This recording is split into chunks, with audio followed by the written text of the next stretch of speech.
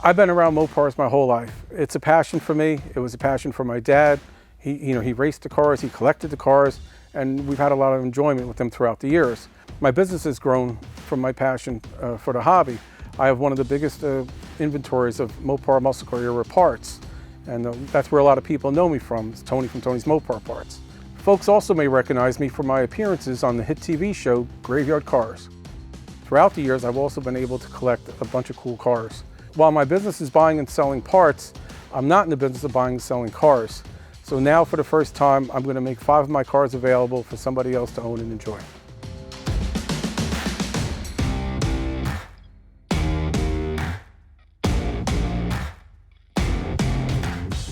Cars are only original once, and this 1970 Challenger RT 383 4-speed convertible is an all-original car, original paint down to its original wheel covers. I bought the car in 1999 from a friend of mine, Jim Penta. He lived up in the Massachusetts, New Hampshire area. And after I got the car from him, I did a title search history to find out the history of the car before he owned it. And what I came to find out was that the car spent the majority of its life in Maine.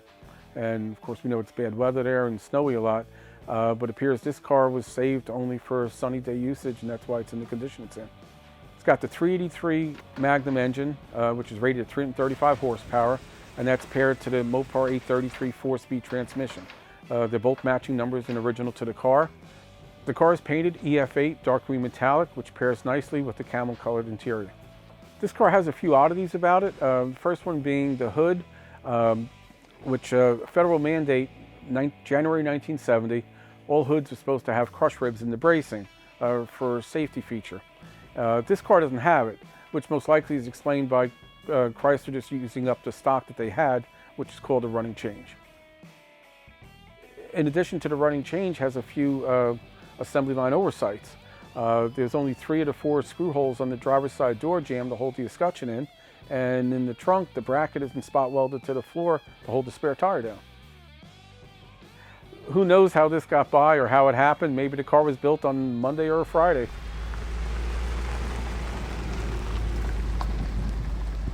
In 1966, Edward James, a local jeweler in Laurel, Delaware, ordered this 1966 Hemi Satellite new from Hurley Chrysler Plymouth in Seaford, Delaware. Obviously money wasn't an issue, as he got the best model Plymouth and also a lot of options on it, so that added up to tally what the car cost new, and which is ironic because his intent with the car was to race it locally at US 13 drag strip in Delmar, Delaware. He only raced the car for a couple of years, and then he parked it and kept it inside storage until his untimely death in the early 1990s. After he passed, the car was sold to somebody that was local to Delaware but had relocated down to Florida. They heard about the car being for sale, so they bought the car. So just over 10 years ago or so, a friend of mine was buying the car but wanted me to inspect it before he purchased it. So I went and looked at the car for him, and man, I was just so impressed with the originality. I told my friend, after looking at the car for 2 or 3 hours, if you ever decide to sell this car, please let me know. So I got the phone call about 6 months later, and I've owned the car ever since. The car is so original and has so much documentation and paperwork with it. I have the original bill of sale, the original order form, of course the broadcast sheet, the window sticker, the original license plate, receipts for anything that the Edwin James bought for the car when it was new. The car is dark blue metallic with its original black bucket seat interior. It has a factory tachometer in it also, and it's a 323 Sure Grip rear end. The car is so untouched under the hood, still has all its original belts, hoses, wires. It even has the 2 engine pulls, which were supposed to have been removed during dealer prep. The car just hit 6,000 miles on it. I have used the car a little bit. It runs and drives great.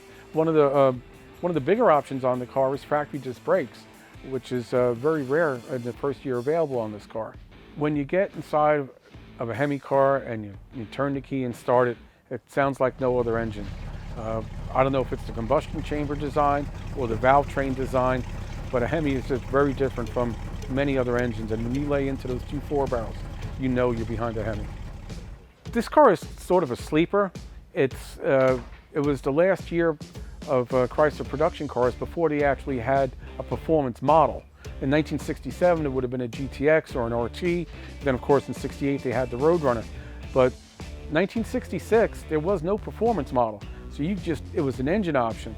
So you could pull up in a car just like this, and it could have a 318 in it, and it just looks like a really good condition older car. But when people hear it and you open the hood, they're really in awe of, like, what a surprise, what a big, huge, powerful engine. So I think a lot of people were really surprised when they got blown away by this car. I always wanted a wing car. I was a fan of Mopar, of course, and I liked NASCAR and Richard Petty, and I always felt the wing cars were the most radical cars ever built. I had a deposit on one when I was 15 years old, but my mom felt it was too much of a car, too much of a race car for a 15-year-old kid to have, which I understand now. So throughout the years, I always wanted one, and I heard about this car in 1999. I inquired, I spoke to the owner. He said the car was in good shape, and I asked a local friend of mine in Connecticut where the car was located. I says, hey, did you hear anything about this car? And he says, yeah, I heard it had some areas of worn paint. So I said, well, the owner doesn't say that. Can you look into it and get back to me? So he did, and he says, well, the areas that were worn paint were the wing, the fender scoops, and the nose, which is fine on a Survivor because those parts of the car were put on after the car was, the main body was already painted and baked on enamel, where these other parts were hand-painted lacquer. So it's typical that they're going to show wear and not as good coverage to the paint as the rest of the car. So at that point, I went and looked at the car, and it was what it was supposed to be. Pretty much everything except for the exhaust and the batteries original to the car. My Superbird was sold new at First Avenue Chrysler Plymouth in Des Moines, Iowa. They were a big performance dealership, akin to the Mr. Norms, but for Plymouths. There's an iconic photo showing their lot taking delivery of brand new AAR Cudas. A lot of dealerships couldn't sell the Superbirds. After selling the 500 Daytonas the year before, and now they had to make over 1,900 Superbirds to get them to be legalized for NASCAR.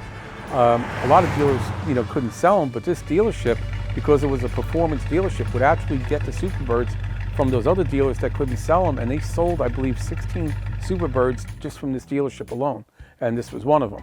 I have a full ownership history from the first owner up to me, and matter of fact, another thing cool about this car, when I bought the car, I got a build sheet with the car, and then I contacted one of the former owners, or actually he contacted me. He had a build sheet for the car, and then the original owner, Eldon, he found 2 more build sheets that he had, plus the original window sticker and bill of sale. So this car has so much documentation to it. I mean, it's great that a car has 1 build sheet. This car actually has 4. Getting in a Superbird, when you're inside the car, it's not that much different than a Roadrunner, except for you have to be conscious of the extra 2-foot long nose on the front when parking it, especially.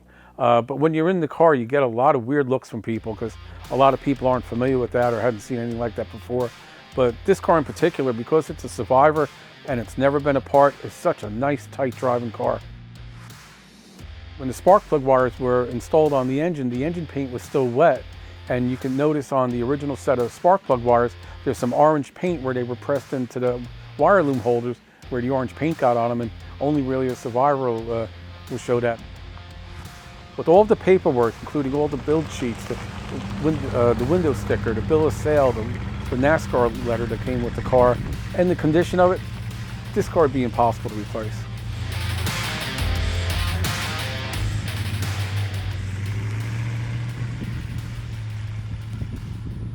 This is my 1970 Plymouth Cuda 344-speed convertible in high-impact vitamin C orange.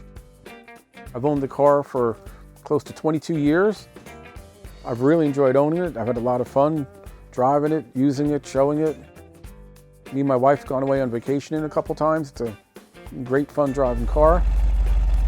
It has some nice options on it with the console, Restroom front bumper, 15-inch rally wheels, and it also has the rally gauge package. One of the rarer options on the car is the 831-391 axle package, which makes it a pretty rare car because only 23 of them came like that with this combination, and even less of them were painted vitamin C orange. So it's very possible this could be a one-of-one car. Wayne Hardy in New Jersey owned the car. He was a friend of mine. In the 90s, he went to sell off his collection one by one. Even though the car was restored a few years prior, he never had put any miles or time driving it. Once I got the car, we I just went through it front to back, make sure everything was still good. Because it has a lot of original parts on the car, because even though it's an older restoration, there wasn't a lot of reproduction stuff available in the 90s. With all the equipment on this car, between it being a Cuda convertible, a 4-speed, and high impact orange, that's all you need. It's a great collectible car.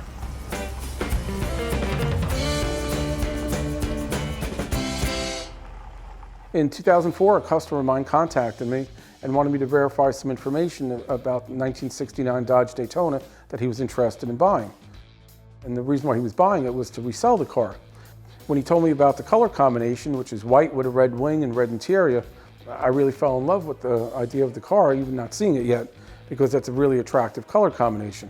And it come to find out, it ended up being a very rare color combination also. Only 2 were produced like that with the automatic transmission. The car was sold new at St. Ann Dodge in St. Ann, Missouri. The fellow that owned the car in 1975 had some damage to the driver's door and it didn't close properly. So he sold the car to 2 brothers who stored the car in a steel Kwanzaa hut until the year 2005. That's when my friend, he was buying the car and offered it to me. So after buying the car, I started doing what I do, which is collect all the parts for the car. I already had a little stash of parts that I keep for myself that I would only use on my own cars, but I just kept expanding upon that pile and getting the right parts for this car. I mean, I went as far as getting date-coated seat material and had it stitched for the car. It has an NOS drive shaft in it, just NOS seat tracks, just an insane amount of original parts that I don't feel could ever be duplicated if it needed to be done again today.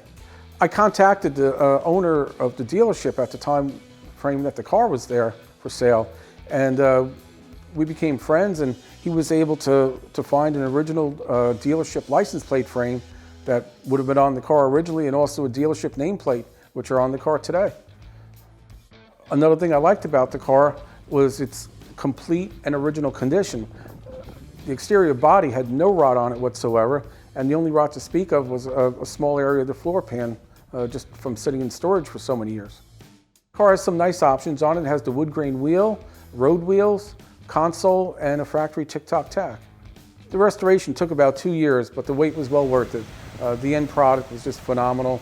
It's won top awards at all events that it's gone to, including Concours d'Elegance, the Muscle Car and Corvette Nationals is the best Dodge, and there were 3 or 4 other Daytonas there that had won other awards. I truly feel that with all the parts and the quality of restoration on this car, without ego, I could say that this is the best restored Daytona out there.